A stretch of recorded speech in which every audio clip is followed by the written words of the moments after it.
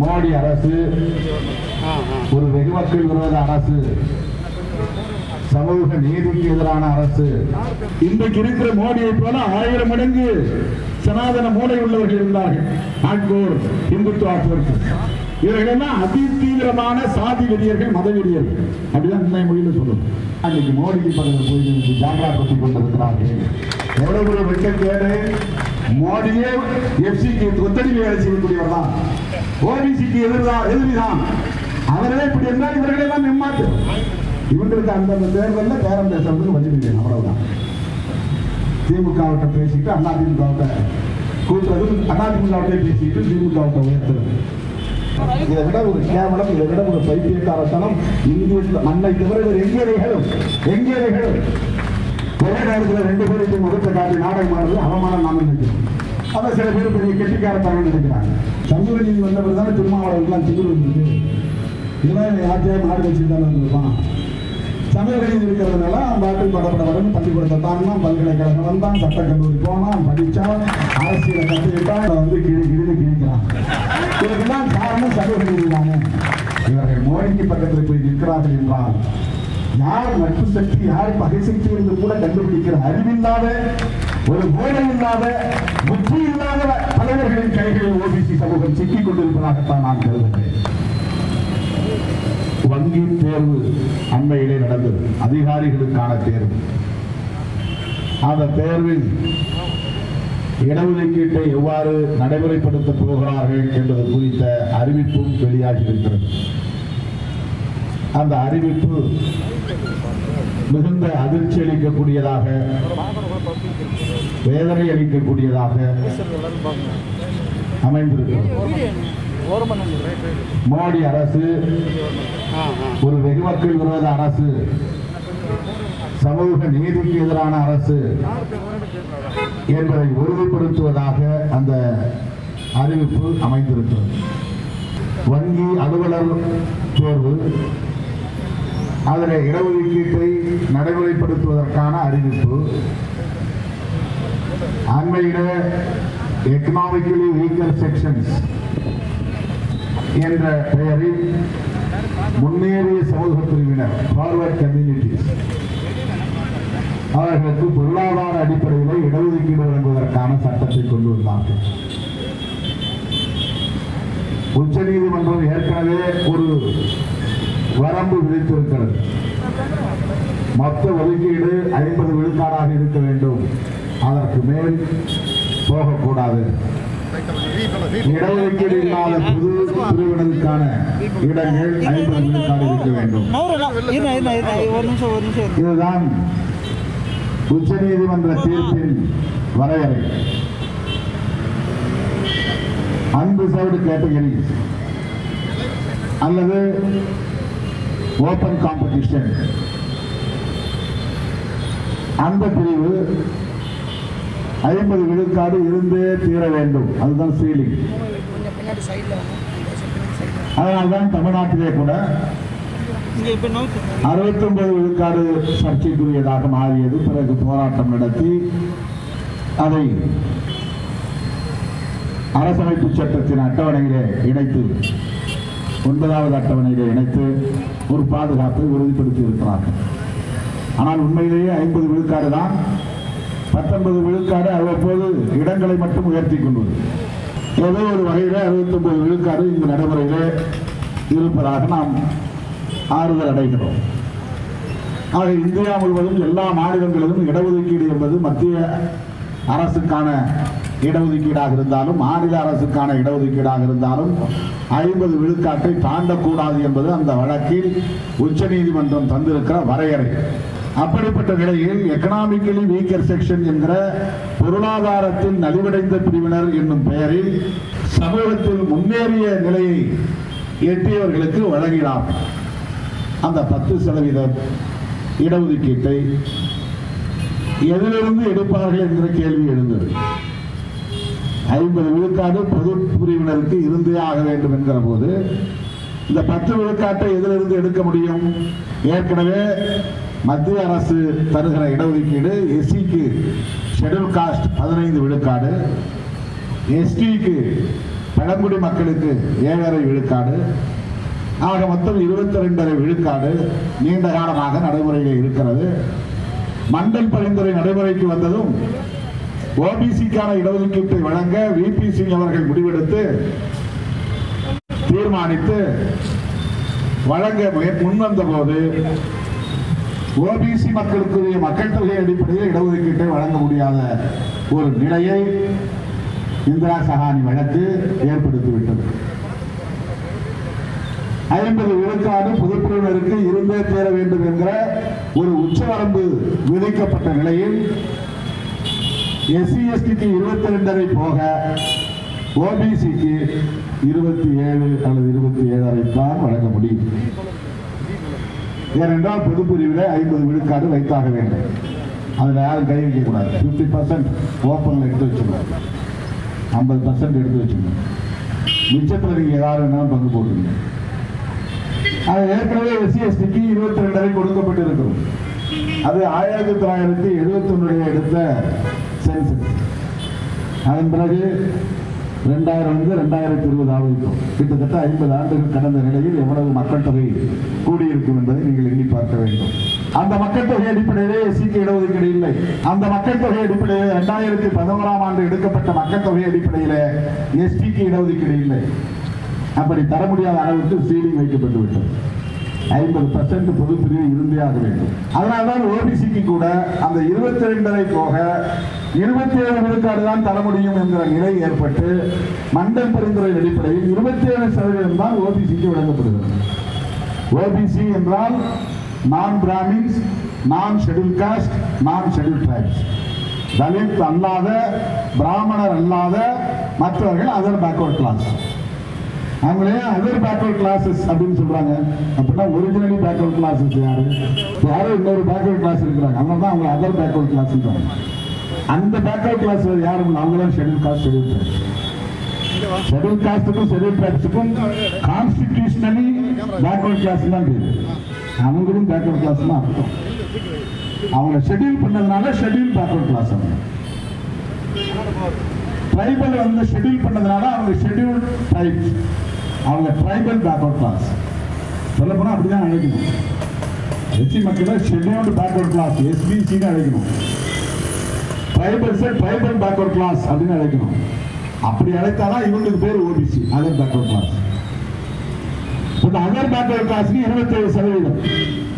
இந்த 27%, 22% 49% ஆகிவிட்டால் இனிமேல் இடஒதுக்கீட்டை யாருக்குமே உயர்த்தவும் முடியாது, யாருக்கும் வழங்கவும் முடியாது. அப்படிப்பட்ட நிலையிலே மோடி அரசு எக்கனாமிக்கலி வீக்கர் செக்ஷன் என்கிற ஒரு பிரிவை ஏற்படுத்தி எல்லா தளங்களிலும் இருக்கிற பொருளாதாரத்தில் நலிவடைந்த பிரிவினருக்கு அப்படின்னு சொல்றாங்க. எல்லா தளங்களும் ஏற்கனவே எஸ்சிக்கு தான் கொடுக்குறாங்க, எஸ்டிக்கு தான் கொடுக்குறாங்க, ஓபிசிக்கு தான் கொடுக்குறாங்க. அப்போ அதுக்கு என்ன பொருள்னா எஃப்சிக்கு தான் அர்த்தம். இப்ப டைரக்டா ஃபார்வர்ட் கம்யூனிட்டிஸ்க்கு இடஒதுக்கீடு சொல்ல அவர்கள் விரும்பாமல் அதை எக்கனாமிக்கலி வீக்கர் செக்ஷன் ஒரு பெயரை போட்டு நாங்க பொருளாதாரத்தில் நலிவடைந்தவர்களுக்கு இடஒதுக்கீடு கொடுக்கிறோம். அப்ப பொருளாதாரத்தில் நலிவடைந்தவர்களுக்கு இடஒதுக்கீடு கொடுத்தாலே concept of the social justice என்பது அடிபட்டு போகுது.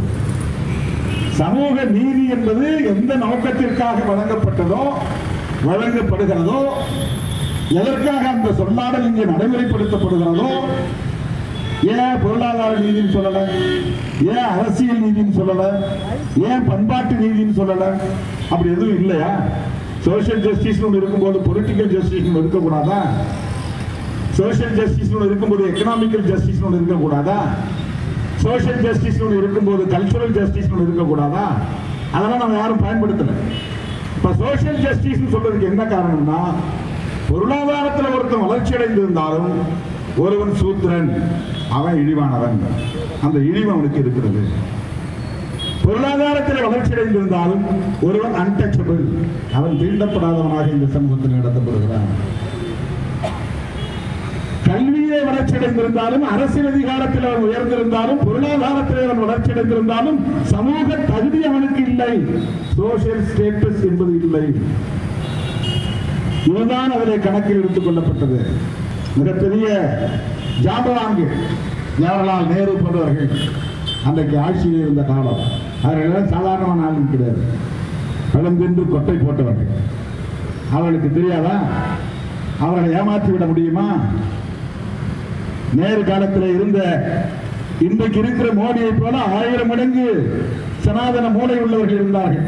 நாக்பூர் இந்துத்துவா போர்ஸ், பால கங்காதர திலகர், கோபாலகிருஷ்ண கோகலே, மதன் மோகன் மாளவியா, இப்படி எத்தனையோ பேர். இவர்களெல்லாம் அதி தீவிரமான சாதி வெறியர்கள், மத வெறியர்கள். அப்படிதான் இந்த மொழியில் சொல்லணும். இன்றைக்கு புதிய மொழியில் சொல்ல வேண்டுமான அவ்வளவு பேர் சனாதனத்தின் மீது நம்பிக்கை உள்ளவர்கள். இந்த சோசியல் ஆர்டர் பாதிக்கப்படக்கூடாது. அப்படியே மேல் சாதினா மேல் சாதி, கீழ் சாதினா கீழ் சாதி, பிராமணன், சத்திரியன், வைசியன், சூத்திரன், இந்த ஆர்டர் மாறக்கூடாது. பஞ்சமங்கிற ஆர்டர் மாறக்கூடாது.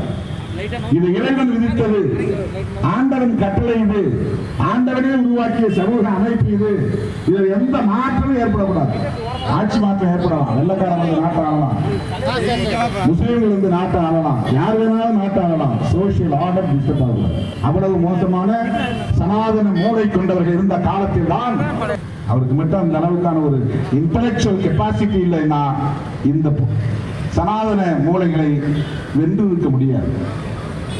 அப்படி வாதாடி போராடி அவருக்கு கிடைத்த வாய்ப்பை பயன்படுத்தி, அதிகாரத்தை பயன்படுத்தி, சமூக நீதி என்கிற ஒரு கோட்பாட்டை இங்கே சட்டப்பூர்வமாக நிலைப்படுத்தினார். சமூக அந்தஸ்து இல்லாதவர்களை மேம்படுத்துவதற்கு சமூக தகுதி உருவாகிற வரையில் அவர்களுக்கு வழங்கப்படுகிற முன்னுரிமைக்கு பெயர்தான் சோசியல் ஜஸ்டிஸ். இது எதுவும் பச்சாதாபம் பார்த்து, பரிதாபம் பார்த்து, ஐயோ பாவம் பார்த்து கொடுக்கப்பட்ட பிச்சை அல்ல. இது பிரிஃபரன்ஷியல் ரைட். பாதிக்கப்பட்டவர்களுக்கான முன்னுரிமை. அது காலம் காலமாக வஞ்சிக்கப்பட்ட மக்களுக்கு வழங்கப்படுகிற முன்னுரிமை. அது கல்வியிலும் வேலை வாய்ப்பிலும் வழங்கப்பட வேண்டிய முன்னுரிமை. அது காலம் காலமாக பறிக்கப்பட்ட உரிமை. அது அதை மீட்டு தருகிற ஒரு கோட்பாடாக வளர்த்தெடுக்கப்பட்டதுதான் சமூக நீதி என்கிற தத்துவம். அந்த சமூக நீதி என்கிற அடிப்படையிலே பார்க்கிற போது பொருளாதார அடிப்படையில் இடஒதுக்கீடு கொடுக்கவே கூடாது.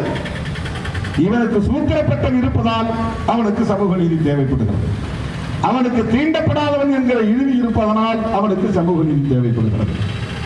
நான் ஜாட், நான் ராஜ்புத், நான் பிராமணன், நான் பண்டிட் என்று சாதியால் உயர்ந்தவன் என்று கருதுகிற உளவியலை கொண்டவனுக்கு சமூக நீதி தேவையில்லை. அவன் பொருளாதாரத்தில் பின்தங்கியவனா இருக்கலாம், நிலமில்லாதவனா இருக்கலாம். ஒரு கோவனாண்டியா இருந்தா கூட ஒரு பாப்பனம் போனா ஐயா சாமிங்கிறான். ஒரு பிராமண பார்த்தா ஐயா வணக்கம் ஐயன்றான். ஒரு கோடீஸ்வரனாக இருந்தாலும் ஒரு தலித்தை பார்த்தா அவனுக்கு வந்த வாழ்வு பாருங்கிறான்.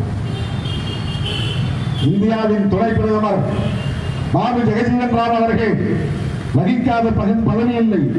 இந்தியாவின் பாதுகாப்புத்துறை அமைச்சராக இருந்தார், டிஃபென்ஸ் மினிஸ்டர். துணை பிரதமர் அளவுக்கு உயர்ந்தார். மிக உயர்ந்த பதவி பிரதமர் பதவி. அதை தவிர மற்ற எல்லா பதவிகளையும் அடையக்கூடிய அளவுக்கு உச்சத்தை தொட்டவர். பொருளாதாரத்திலே வளர்ச்சி அடைந்தவர், கோடீஸ்வரர்.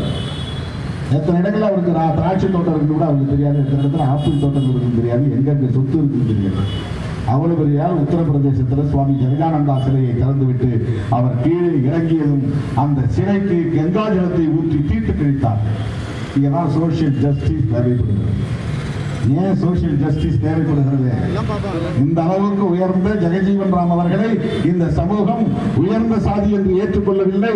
அவர் மின்பத்தானை அமுக்கி திறந்தார் சிலையை என்பதற்காக அந்த சிலை தீட்டுப்பட்டு விட்டது என்று சம்பிரோட்சணம் செய்தார்கள், தீட்டு கழித்தார்கள் கங்கா ஜலத்தை ஊற்றி. இந்த நிலை மாறாத வரையில் இங்கே அந்த பிரிவினருக்கு மட்டும் வழங்கப்படுகிற முன்னுரிமைக்கு பெயர்தான் சமூக நீதி. ஆகவே பொருளாதார அடிப்படையிலே இடஒதுக்கீடு கொடுக்க கூடாது என்பதுதான். ஆனாலும் மோடி அரசு எக்கனாமிக்கலி வீக்கர் செக்ஷன் என்கிற பெயரில் 10% இடஒதுக்கீட்டை சட்டப்பூர்வமாக்கி வழங்கி வருகிறது. இதை யார் எதிர்த்திருக்க வேண்டும்? ஷெட்யூல் காஸ்டை வந்து அடக்கி ஒடுக்கி அவர்கள் நசுக்கி ரத்தத்தை இன்றைக்கு சுவைத்துக் கொண்டிருக்கிற ஓபிசி தலைவர்கள் அல்லவா இதை கடுமையாக எதிர்க்க வேண்டும். ஆனா இன்னைக்கு மோடிக்கு பக்கத்தில் போய் ஜாங்கா பற்றி கொண்டிருக்கிறார்கள். எவ்வளவு ஒரு வெட்கக்கேடு! மோடி கொண்டு வருகிற சட்டங்கள் எல்லாம் யாருக்கு எதிரானது? வெறும் எஸ்சிக்கு எதிரானது, முஸ்லிம்களுக்கு எதிரானதா? மோடி கொண்டு வருகிற சட்டங்கள் எல்லாம் வெறும் பழங்குடி மக்களுக்கு மட்டும்தான் எதிரானதா? மோடி கொண்டு வருகிற சட்டங்கள் எல்லாம் கிறிஸ்தவ மக்களுக்கு மட்டும்தான் எதிரானதா? இந்த சட்டம் ஓபிசி சமூகத்தை சார்ந்த பெரும்பான்மை இந்துக்களுக்கு எதிரானதா இல்லையா? EWS என்கிற இந்த எக்கனாமிக்கல் வீக்கர் செக்ஷன் என்ற பெயரில் ஒரு இடஒதுக்கீட்டை கொண்டு வந்த போது இங்கே மிகப்பெரிய புரட்சியை நடத்தியிருக்க வேண்டிய சமூகம் ஓபிசி சமூகம். ஏன் அவர்கள் நடத்தவில்லை என்றால் அவர்களை கட்டுப்பாட்டில் வைத்திருக்கக்கூடிய இயக்கங்களும் தலைவர்களும் தான் காரணம். அரசியல் கட்சிகளை சார்ந்தவர்கள் தான் காரணம். தங்களுடைய அரசியல் ஆதாயத்திற்காக யாரை தோல்வி சக்தியாக இணைத்துக் கொள்ள வேண்டுமோ அவர்களை பகைக்கிறார்கள், யாரை பகைத்துக் கொள்ள வேண்டுமோ அவர்களோடு கைகோர்க்கிறார்கள். சனாதன சக்திகளை மூர்க்கமாக எதிர்க்க வேண்டியவர்கள் நட்பு சக்தியாக தோல்வி சக்தியாக அரவணைத்துக் கொள்ள வேண்டிய ஷெட்யூல் காஸ்ட் மக்களை எதிர்க்கிறார். இதை விட ஒரு கேவலம், இதை விட ஒரு பைத்தியக்காரத்தனம் இந்திய மண்ணை தவிர வேறு எங்கே நிகழும்? மண்டல் கமிஷன் பரிந்துரை வந்தபோது இதற்கு ஆதரவு தெரிவித்து உற்ற துணையாக இருந்து அதை நடைமுறைப்படுத்தியவர் அண்மையிலே மறைந்த ராம்விலாஸ் பாஸ்வான் அவர் ஒரு பலித் சமூகத்தை சார்ந்த தலைவர். ஆனால் இதை நடைமுறைப்படுத்த கூடாது என்று எதிர்ப்பு தெரிவித்து ரத யாத்திரை நடத்தி ரத்த யாத்திரையாக மாற்றிய மிக கொடூரமான வன்முறை வெளியாட்டத்தை கட்டமைத்து விட்டவர் LK அத்வானி. வீதிக்கே வராத பிராமண சமூகத்தை சார்ந்த இளைஞர்கள் தான் வீதிக்கு வந்தார்கள். அவன் SC இடஒதுக்கீட்டுக்கு எதிராக வன்முறையை தூண்டவில்லை, ST இடஒதுக்கீட்டுக்கு எதிராக வன்முறையை தூண்டவில்லை. அது முடிந்து போன கதை. அவனால் அதை ஒன்றும் செய்ய முடியாது. ஆனால் VP சிங் அவர்கள் பிரதமராக இருந்த காலத்தில் அவருக்கு உற்ற துணையாக இருந்தவர்கள் யார்? பாஸ்வானும் இந்தியா முழுவதும் இருந்த தலித் இயக்கங்கள் தான். ஒருத்தர் கூட ஒரே ஒரு தலித் அமைப்பு கூட ஓபிசி இடஒதுக்கீடு கொடுக்க கூடாது, அவன் என்ன அன்டச்சபிளா, அவனுக்கே இடஒதுக்கீடு ஒரு நாள் கேட்கல. இதுதான் ஷெட்யூல் காஸ்ட் லீடர்ஸுடைய பரந்த பார்வை, பெரும் தந்தை. ஒருத்தர் கூட கேட்கல, ஓபிசிக்கு என்ன இடஒதுக்கீடு, நீ என்ன அன்டச்சபிள் பிராக்டிஸ் உனக்கு இருந்தா, உன்னை எவனாவது இழிவானவனுக்கு தீண்டாவது உன்னை ஒதுக்கி வைக்கிறானா, உனக்கு எதுக்கு இடஒதுக்கீடு என்று யாரும் கேட்கவில்லை. ஓபிசி இடஒதுக்கீடு மண்டல் பரிந்துரை என்ற உடன் அதற்கு உற்ற துணையாக இருந்து ஆதரவு தெரிவித்த இயக்கங்களுடன் தமிழ்நாட்டை பொறுத்தவரையில் முன்னணி என்ற இயக்கம் விடுதலை சிறுத்தைகள் கட்சி. அன்னைதான் நாங்கள் தேர்தல் கட்சி கிடையாது, சாதாரணமான இயக்கம் தான். மதுரையில் இயக்கம் நடத்தி கொண்டிருந்தோம். அன்னைக்கு விடுதலை சிறுத்தைகள் உடனே வீதிக்கு இறங்கி அத்வானிக்கு எதிராக மண்டல் பரிந்துரையை ஆதரித்து வரவேற்று இயக்கம் நடத்தியோம். நம்ம எல்லாவா இவர்கள் தோல்வி சக்தியாக பார்த்தது. இவர்கள் மோடிக்கு பக்கத்தில் போய் நிற்கிறார்கள் என்றால் யார் நட்பு சக்தி யார் பகை சக்தி என்று கூட கண்டுபிடிக்கிற அறிவில்லாத, ஒரு போதை இல்லாத, புத்தி இல்லாத தலைவர்களின் கைகளில் ஓபிசி சமூகம் சிக்கிக் கொண்டிருப்பதாகத்தான் நான் கருதுகிறேன். யார் மீதும் எனக்கு தனிப்பட்ட முறையிலே வேதனை இல்லை. நாங்கள் அல்லவா உங்களுக்கு நட்பு சக்தி. விடுதலை சிறுத்தைகளும் தலித் இயக்கங்களும் அம்பேத்கர் இயக்கங்களும் அல்லவா ஓபிசி மக்களுக்கான தோழமை சக்தி, நட்பு சக்தி.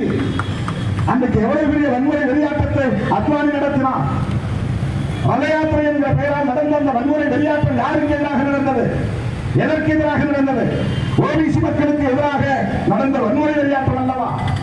மண்டல் பரிந்துரைக்கு எதிராக நடந்த வன்முறை வெளியாட்டம் அல்லவா? அந்த 27 விழுக்காடு இடஒதுக்கீட்டை தரக்கூடாது என்றல்லவா அந்த வன்முறை வெளியாட்டம் நடந்தது. அப்படிப்பட்ட கும்பலோடு இன்றைக்கு யார் கை கொடுத்து நிற்கிறார்கள்? அடையாளம் கண்டு கொள்ளுங்கள் தோழர்களே, அடையாளம் கண்டு கொள்ளுங்கள். மோடியை எதிர்க்க வேண்டியவர்கள். மோடி என்ன பெரிய வெட்கக்கேடுனா ஓபிசி. இவர் யாருக்கு இன்றைக்கு அடிமை வேலை செய்து கொண்டிருக்கிறார், கொத்தடிமை வேலை செய்து கொண்டிருக்கிறார்.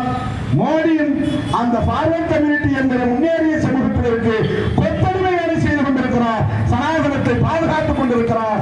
அவர்தான் இன்றைக்கு ஓபிசி மக்களின் முதல் எதிரி. இதை என்றைக்கு ஓபிசி சமூகம் புரிந்து கொள்ள போகிறது? நான் ஏதோ உள்ளூரில் இருக்கிற தலைவரை மனசு வச்சு பேச நினைக்காதீங்க.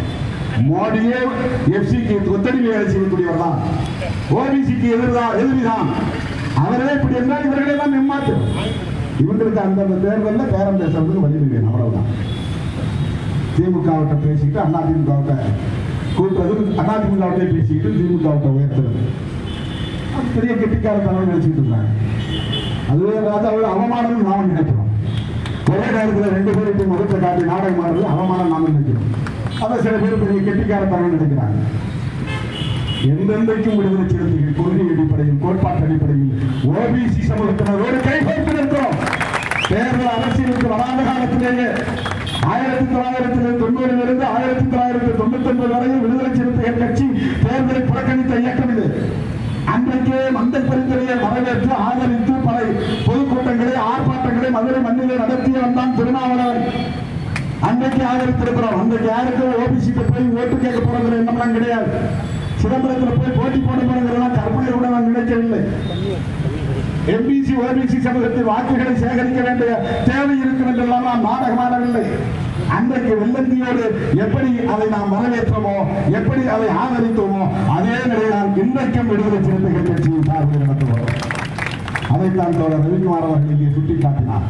நாங்கள் ஹர்ஷவர்தன் அவர்களை போய் சந்தித்து அந்த ஓபிசி மக்களுக்கான இடஒதுக்கீடு மத்திய தொகுப்பில் ஏன் வழங்கவில்லை? இந்தியாவில் இவ்வளவு ஓபிசி தலைவர்கள் இருக்கிறார்கள், நாங்கள் தான் பாதுகாப்பு அறம் என்று சொல்லிக் கொள்கிறார்கள். கல்வியை பற்றி வேலைவாய்ப்பை பற்றி அவர்கள் சிந்திக்கவில்லை. திருமாவளவன் கொடியேற்ற பிறகு அதை போய் வெட்டி போட்டு வரான். அவன் விளம்பரம் எங்கே அதை போய் அழிச்சுக்குவான். இந்த அவனுக்கு இப்போ சூடம் போட்ட பணியும் தரேன், மாங்காய் போட்ட பணியும் தரேன், இதை போட்டு போய் நின்று எங்கேயாவது சண்டை போடு. நாம் சமூகத்தை சார்ந்த பிள்ளைகளின் படிப்பை பற்றி கவலைப்பட்டிருந்தால், கல்வியை பற்றி கவலைப்பட்டிருந்தால், ஓபிசி மக்களுக்கான இடஒதுக்கீட்டை பற்றிய கவலை வரும். அவனை வந்து ஆடு மேய்க்கிறவனாக, மாடு மேய்க்கிறவனாக, கல்லெறியக்கூடியவனாக, கரும்பு காட்டிலே பதுங்கியிருந்து தீ வைக்கக்கூடியவனாக, குடிசைகளை கொளுத்தக்கூடியவனாக வளர்க்கக்கூடியவர்களுக்கு எப்படி ஓபிசி மக்களுடைய கல்வியை பற்றி, எதிர்காலத்தை பற்றி கவலை வரும்? மோடியை எதிர்க்க வேண்டியவர்கள் திருமாவளவனை எதிர்க்கிறார்கள், பிஜேபியை எதிர்க்க வேண்டியவர்கள் பிசிகேவை எதிர்க்கிறார்கள். இதுதான் இன்றைக்கு இந்திய சமூகத்தின் முறை. அருமை தோழர்களை அன்றைக்கு ஹர்ஷவர்தனை பார்த்து நாம் சொல்லி 2 பேருமே 2 லெட்டர் தனித்தனியாக கடிதம் கொடுத்தோம். அதன் பிறகு மறுபடியும் அது குறித்து பொதுவெளியில் பேசத் தொடங்கினோம். இன்றைக்கு நாளே அதை பேசுகிறது.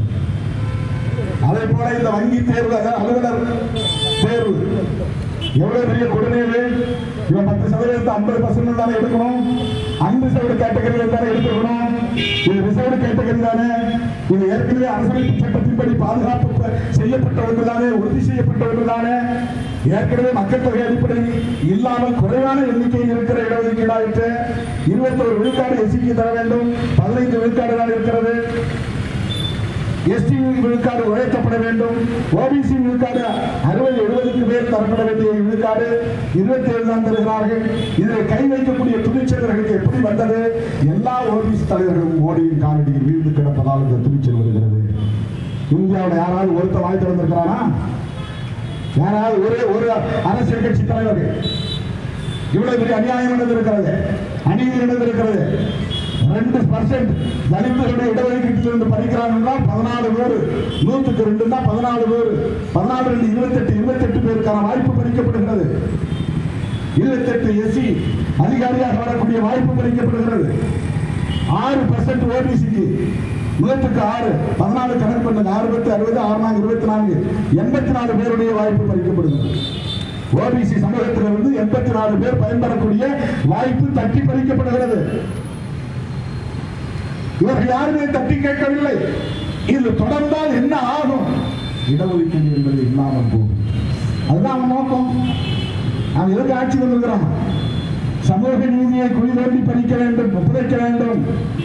ஏன் சமூக நீதி வந்தபடி தானே திருமாவளவனுக்குலாம் திமிர் வந்திருக்கு. இதெல்லாம் யார்த்தையும் மாடு வச்சு தானே வந்திருப்பான். சமூக நீதி இருக்கிறதுனால அவன் பாட்டு படப்படப்படன்னு பள்ளிக்கூடத்தை தாண்டினான், பல்கலைக்கழகம் வந்தான், சட்டக்கல்லூரி போனான், படித்தான், அரசியலை கற்றுக்கிட்டான், இன்னைக்கு ஆங்கிலம் படிக்கிறான், 4 விவரத்தை தெரிஞ்சுக்கிட்டு நம்மளை வந்து கிழிக்கிறான். இதுக்கெல்லாம் காரணம் சமூக நீதி தானே. அதனால சமூக நீதியை கிழிச்சுட்டா எல்லாம் முடிஞ்சு போகும். எரியறதை இழுத்தா கொதிக்கிறது நிற்கிற மாதிரி சமூக நீதியை இழுத்து விட்டால் எஸ்சி மேம்பட முடியாது, எஸ்டி மேம்பட முடியாது, ஓபிசிக்கு இந்த தெம்பு வராது. இவர்கள் காலங்காலமாக கட்டி காப்பாற்றிய சோசியல் ஆர்டர், சமூக ஒழுங்கு, சூத்திரன் சூத்திரனாக இருக்கணும், வைசியன் வைசியனா இருக்கணும், சத்திரியன் சத்திரியனா இருக்கணும், பிராமணன் உயர்ந்தவனாகவே கோடு வச்சு கொண்டிருக்க வேண்டும். அதை காப்பாற்றுவதற்கான கொத்தடிமை வேலையை செய்யக்கூடியவர்கள் தான் மோடி, அமித்ஷா. அவருடைய நோக்கம் அதுதான். ஓபிசி மக்களின் நலன்களை பாதுகாப்பதல்ல, முன்னேறிய சமூக பிரிவினரின் நலன்களை பாதுகாப்பது. அதற்கான ஒரு கொத்தடிமை வேலையை செய்வது. அதுக்கு இப்ப தலித் சமூகத்திலே ஆள் பிடிக்க ஆரம்பிச்சாங்க. தலித் சமூகத்திலே யார் போனாலும், மோடியின் காலில் யார் விழுந்தாலும் சமூக நீதிக்கு எதிராக யார் போனாலும் அகில இந்திய அளவில் ஒற்றை இயக்கமாய் எதிர்த்து நின்று போராடுகிற கட்சி விடுதலை சிறுத்தைகள் கட்சியாக கடைசி வரையில் எந்த நிலையிலும் இந்த நிலைப்பாட்டிலிருந்து மாற மாட்டோம். ஏனென்றால் நாங்கள் புரட்சியாளர் அம்பேத்கரையும் தந்தை பெரியாரையும் மாமேதை காரல் மார்க்ஸ் அவர்களையும் நாங்கள் உருவாகி இருப்பவர்கள், ஒடுக்கப்பட்டவர்களுக்காக இருப்பவர்கள், உழைப்பவர்களுக்காக இருப்பவர்கள், பாட்டாளி மக்களுக்காக பாடுபடக்கூடியவர்கள், ஜனநாயகத்தை பாதுகாப்பதற்காக போராடக்கூடியவர்கள், சமூக நீதியை பாதுகாப்பதற்காக நம்மை ஒப்படைத்துக் கொண்டவர்கள். ஆகவேதான் இன்றைக்கு இந்த ஆர்ப்பாட்டம் தோழர்களே, இன்றைக்கு புதுச்சேரி திருத்தங்கள் திரண்டு வந்ததை எண்ணி பெருமைப்படுகிறேன். இந்த கொரோனா நெருக்கடியில் கும்பலை கூட்டக்கூடாது என்ற பதற்றம் இருந்தாலும் வேறு வழியில்லை. கொரோனாவை விட கொடிய கும்பல் சனாதன கும்பல், கொரோனாவை விட கொடியது சனாதனம். ஆகவே சனாதனத்தை வேறொருக்க, ஜனநாயகத்தை பாதுகாக்க, சமூக நீதியை நாம் பாதுகாத்தாக வேண்டும். சமூக நீதியின் மூலம்தான் சனாதனத்தை வேறொருக்க முடியும்.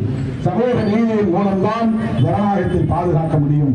ஆகவே இன்றைக்கு நாடு முழுவதும் நடைபெற்றுக் கொண்டிருக்கிற, தமிழ்நாடு முழுவதும் நடைபெற்றுக் கொண்டிருக்கிற, பாண்டிச்சேரியிலும் காரைக்காலிலும் நடைபெற்றுக் கொண்டிருக்கிற இந்த ஆர்ப்பாட்டத்தில் தோழமை சக்திகளாய் வந்து நமக்கு உற்ற துணையாய் நின்று ஆதரவு நல்கிய காங்கிரஸ் பேர் இயக்கத்திற்கும், சிபிஐ சிபிஎம் ஆகிய இடதுசாரிகள் இயக்கத்திற்கும், திராவிடர் கழகத்திற்கும், மறுமலர்ச்சி திராவிட முன்னேற்ற கழகத்திற்கும், திராவிட முன்னேற்ற கழகம் வருவதாக ஒப்புக்கொண்டார்கள். ஆனால் தவிர்க்க இயலாத நிலையிலே வர இயலவில்லை என்றாலும் தமது தார்மீக ஆதரவை வழங்கியிருக்கிறார்கள்.